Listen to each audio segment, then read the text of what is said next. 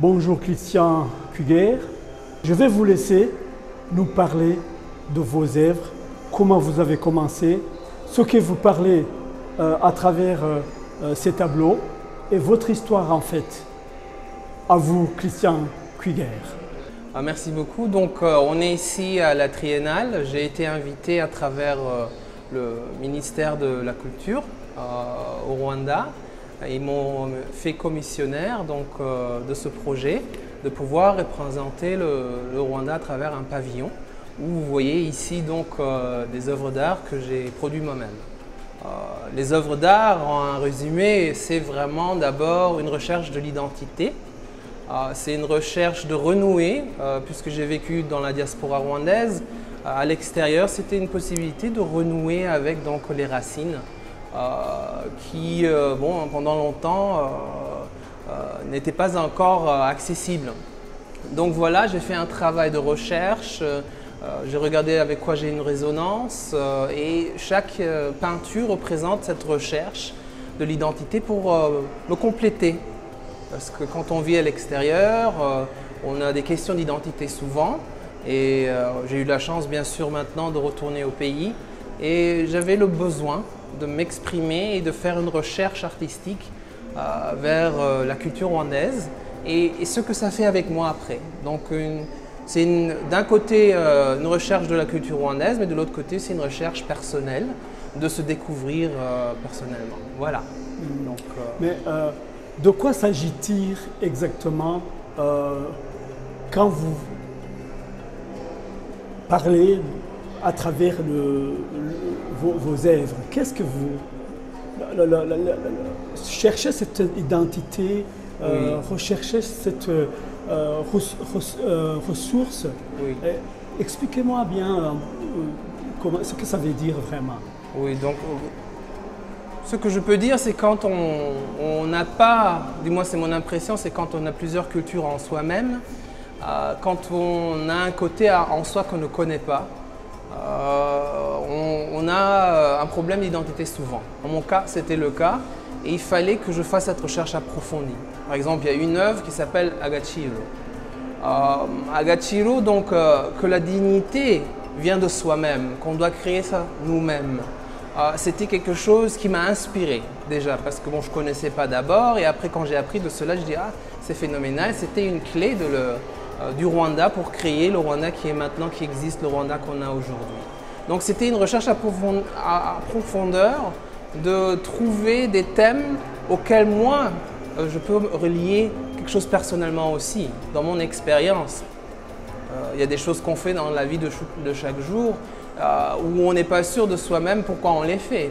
Mais plus tard, quand on fait la recherche, on dit mais c'est tout à fait normal au Rwanda qu'on se comporte de cette façon, qu'on a des valeurs comme telles. Donc le Agachiro, il y a une autre peinture qui s'appelle Inhore, comment la danse de Inhore se présente en fait. Agilité, élégance, mais aussi de l'autre côté le côté lion, il y a un certain côté de courage et de force dans la danse. Et qu'est-ce que ça fait avec moi personnellement? Qu'est-ce que ça me dit d'abord? Donc au début, vous allez voir ce qu'on appelle des carrés de peinture, ici plutôt vers la droite, qui sont beaucoup plus un travail personnel, de recherche, où on voit des délimitations de mon interprétation des imigongo traditionnels.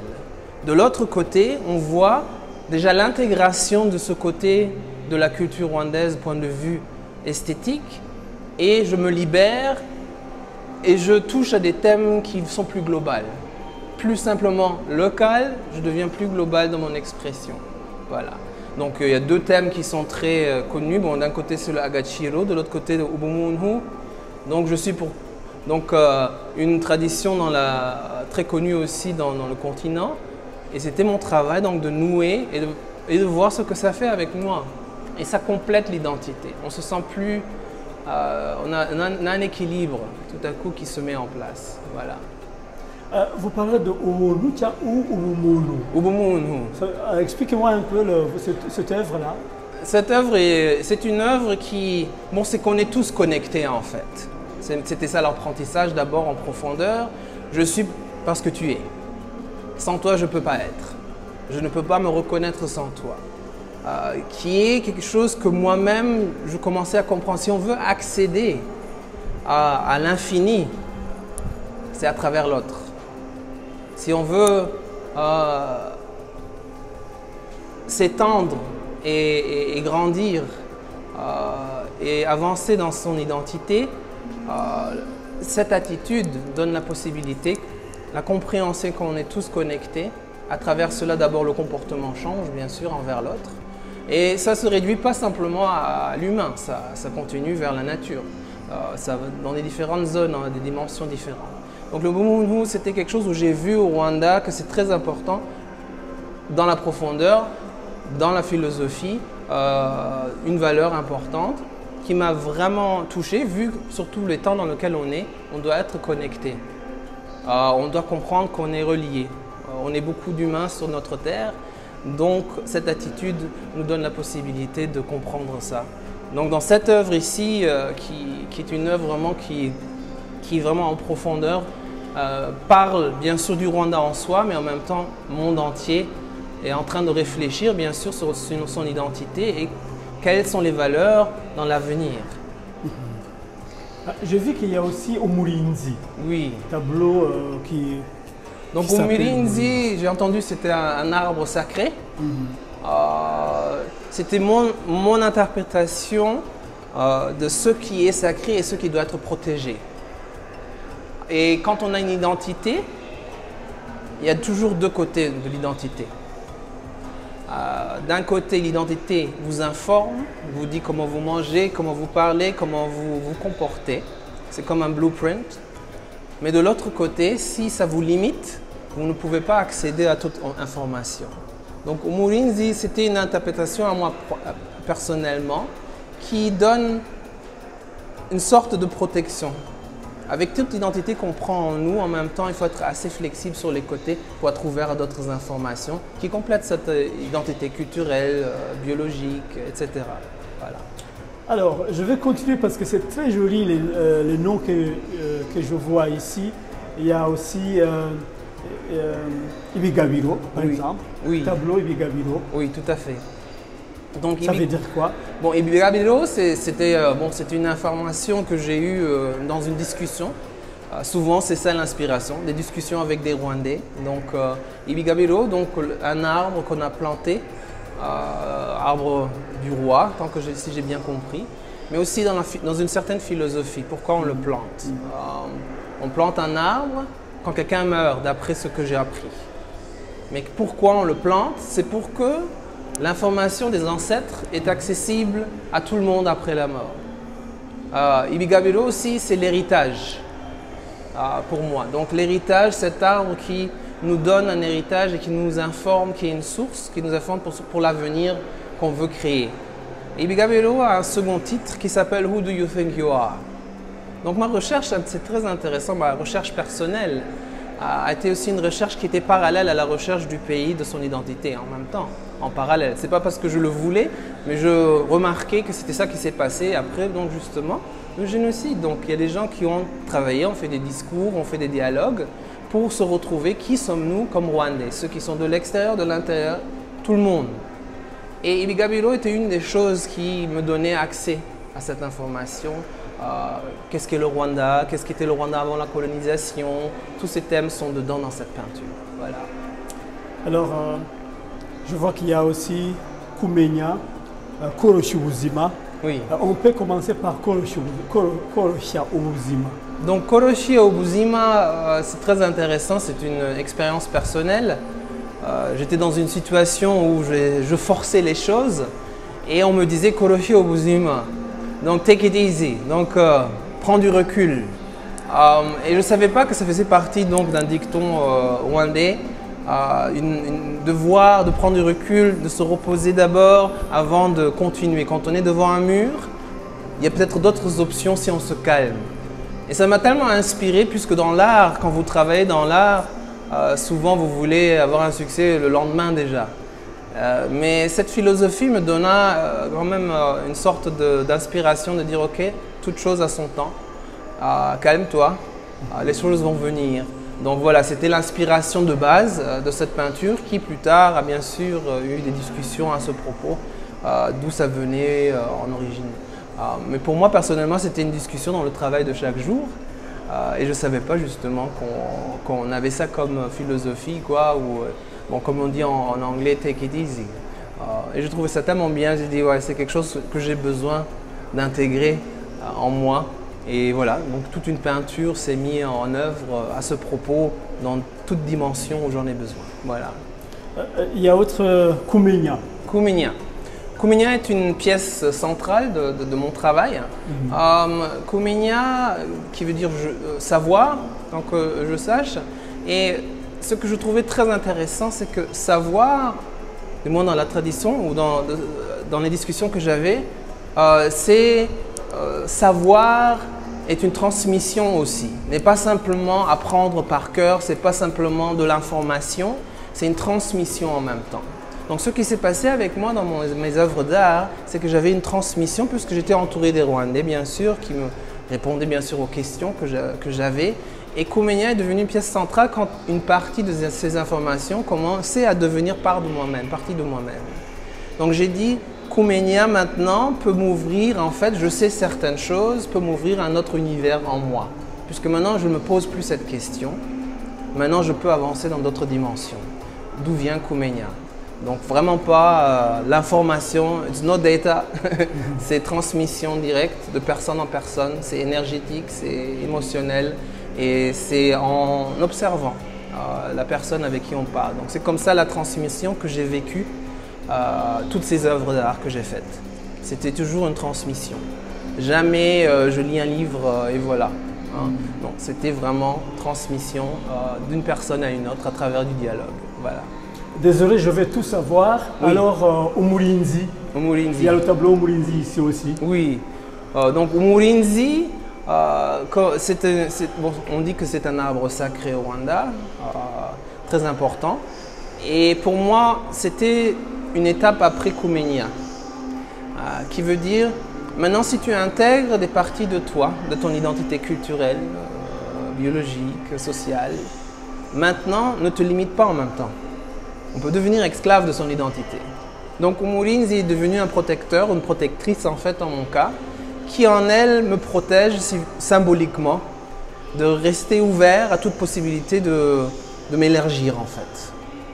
Comme le Rwanda par le nom le dit déjà. Au Rwanda c'est l'infini, c'est expanding. Hein? Donc c'est ça l'idée de dire d'un côté c'est très important d'avoir une base en soi de l'identité, mais en même temps ne pas être esclave de cette identité. Voilà. C'est pour ça que cette peinture est venue par après.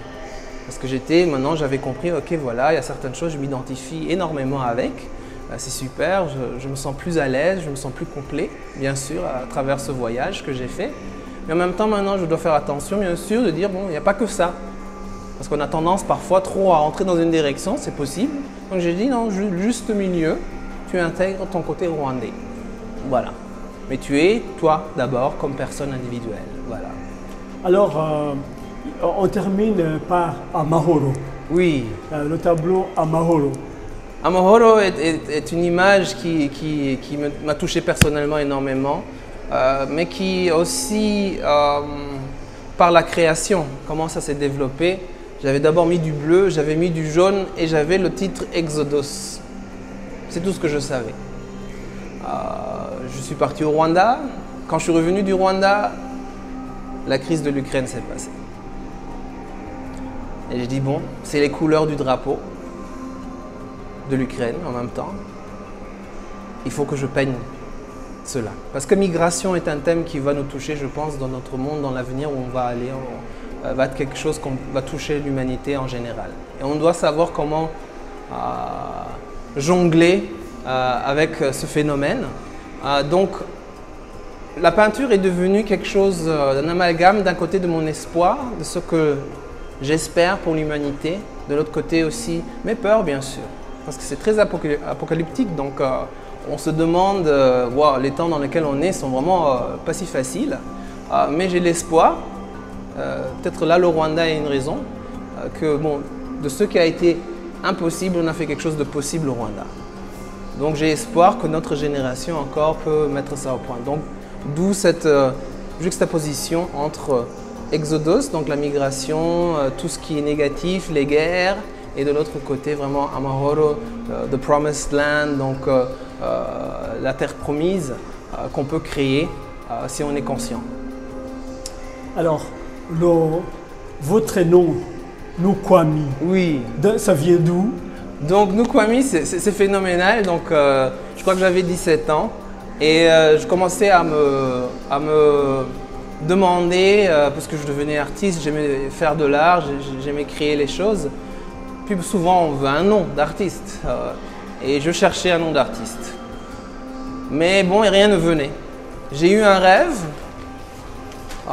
et dans ce rêve, tout à coup, il y avait vraiment une apparition, si on veut. J'étais dans une sorte de club, il y avait un artiste qui chantait et je trouvais la musique tellement phénoménale. Et puis je demandais aux gens quel est le nom de cet artiste et il s'appelait Nukwami. Et je me suis réveillé et je me rappelais du nom. Et ben voilà, donc d'où vient le nom Nukwami? Ça vient d'un rêve en fait. Et ben voilà. Alors, quand on regarde vos œuvres, il faut beaucoup de temps. C'est pas quelque chose qu'on peut regarder, apprécier dans une seconde ou 2 minutes. Vous avez fait ça exprès. Comment vous arrivez à parler toutes ces histoires-là dans les images qui demandent le temps de réflexion, de comprendre? Oui.